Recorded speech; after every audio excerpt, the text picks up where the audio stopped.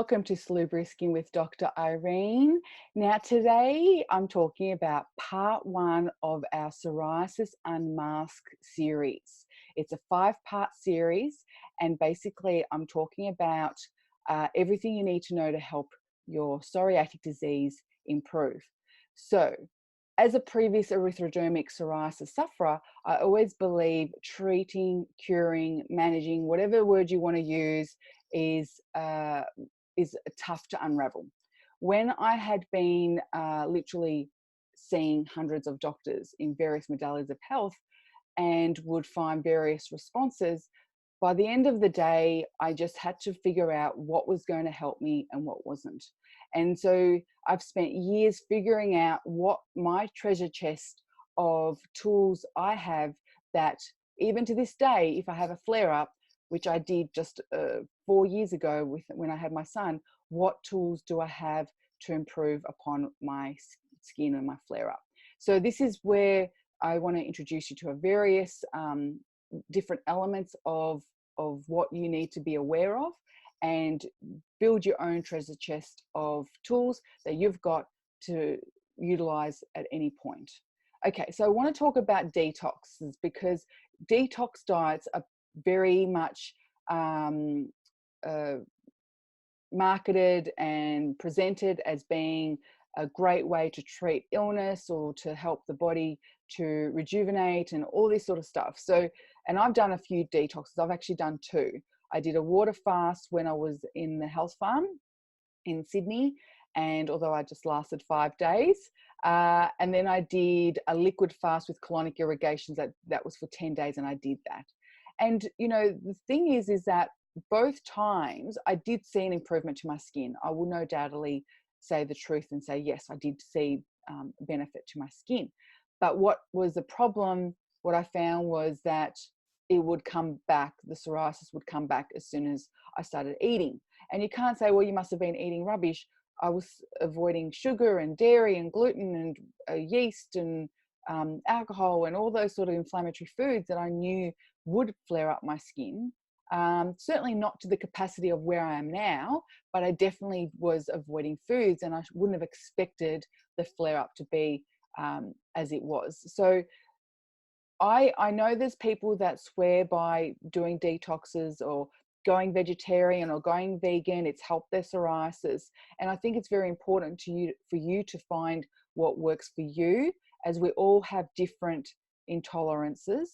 But as far as detox diets go, I really want to share with you what you should be looking for if you do want to embark on a detox.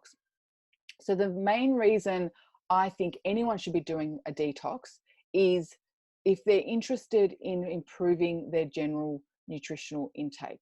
If they feel they've got a diet that probably needs to be changed, you know, they eat sugar, or they are craving a lot of carbohydrates, refined carbohydrates, or have all these elements that they feel does make their skin worse, but they just don't know how to stop it, a detox is a great way to create that bridge from where you are and where you want to be. Now, the other thing that a detox diet is beneficial for psoriatic disease is the fact that we have phase 2 detoxification issues. And what that means is the liver, phase 1 will eliminate toxins. If the leftover toxins, and this is in everyone, can't be eliminated, then phase 2 kicks in and gets rid of those toxins. And it has been scientifically proven that we have low levels of glutathione in that phase 2 detoxification in the liver. So if that's the case, then our body can't eliminate toxins efficiently. So what happens is that it will come out through our skin. Our body will work to create better health. It will always work to create life. So if it can't get toxins rid of one way, it's going to get rid of it another way.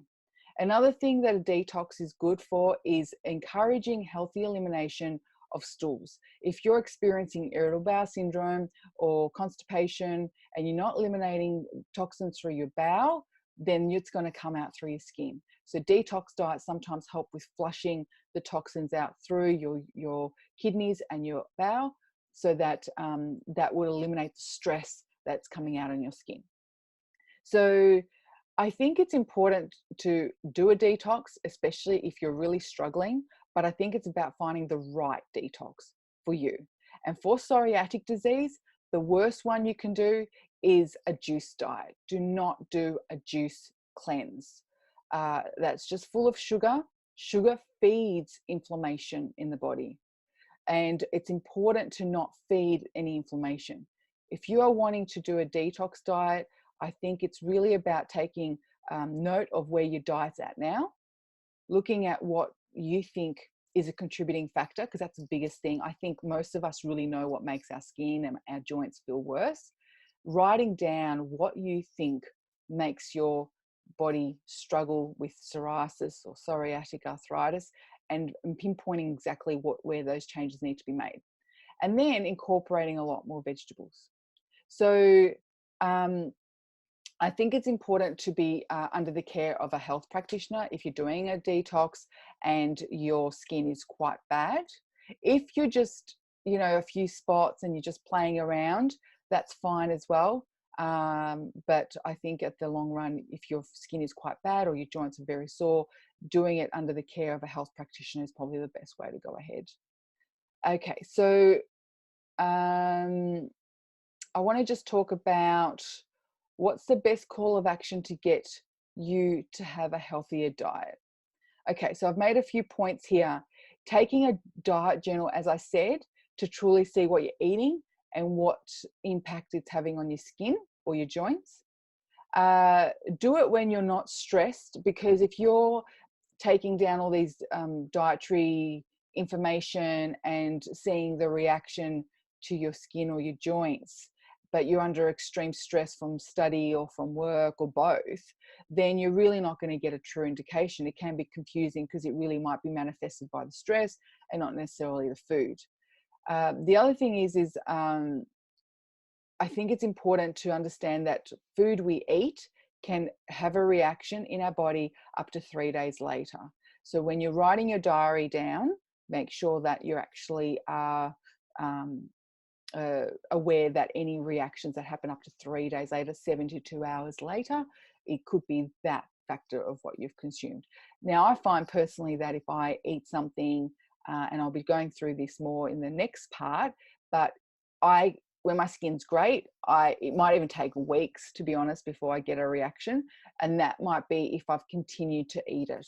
So for instance, I was trialing organic oat bread, and I was having, I wasn't even having much, maybe half a slice and maybe every couple of days. And I think within 3 weeks, I had spots on my legs. So that was a good indication that things don't happen instantly. Now, if I had lesions on my body, then I would have seen a reaction much quicker. I would have seen it the next day. But having no lesions, it takes a while for them to actually come up. So bear in mind that factor as well. Okay, so if you're on a detox and you are starting to feel an urge to binge or eat food that you shouldn't be eating, then stop your detox, because right now you've gone into starvation mode and you're more likely to be ravenous and eat things that's going to make you worse. So if you feel like you're going to be binging, then I would strongly recommend you stop. And that's why the detox diet I put on for my patients is actually really a detox diet. Basically what we do for a couple of weeks is limit all the inflammatory foods. So they're still eating breakfast, lunch and dinner. They're just not eating the foods that inflame the skin and the joints. And that way they can stay on it much easier. And some people it's not suited for them to do a detox straight away. We start working on the dietary changes first, and then we progress to doing a detox. So again, it's really something that's unique for each person and something that needs to be, best monitored with a health practitioner. Okay, so that's basically all I've got for detox diets. So to summarize, don't do a fruit detox, you do a vegetable detox. If you do a vegetable detox, make sure you can have 1 fruit per juice, up to 3 fruits per day. So you wouldn't do 3 fruits in one hit. You would do 1 fruit, say 3 or 4 veggies, and then you would do that in 3 times a day. If that means you're drinking a lot more vegetable juice, then it's just vegetable, then you can do it. So if you're drinking, you can be drinking, there's some detoxes that say you drink as much as you want during the day.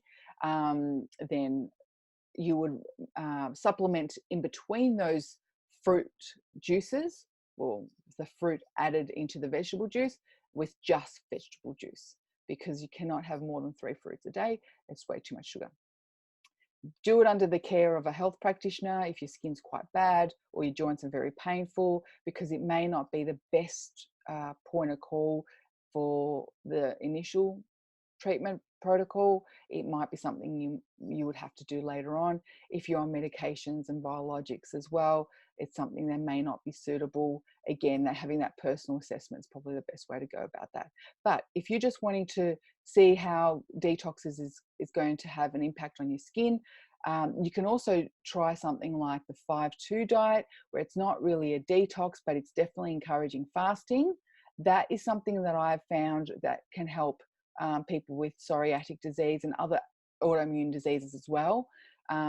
So that might be something you might want to try. But the most important thing is identifying your diet first. What are you eating that's exacerbating your skin? And perhaps do a detox against those elements before you start starving yourself. Don't starve yourself to the point that you want to binge and go back to your old behaviors, because you're just going to send your body into chaos with all the inflammation from the food you're going to binge on. So be mindful of what you're doing. Don't do things that aren't suitable for your situation at this time. And then keep a diary, write everything down, because even if you go to a health practitioner, you'll be able to give them all this information and they'll be able to make a better assessment into what process to take to get you on the road to wellness. So before I go, I wanted to add that we do have the trial pack sizes of the Salubre Therapeutics range. If you're looking at trialing something new for your skin, then head on over to salubre.com.au and find the trial packs under the eczema and psoriasis topical treatment tab under shop, and give it a go and see if that helps with reducing the inflammation in your skin. Now, I'll catch you with part 2 of nutrition for the management of psoriasis. And if you've got any questions, email me at info@salubre.com.au, and I'll catch you soon at part 2.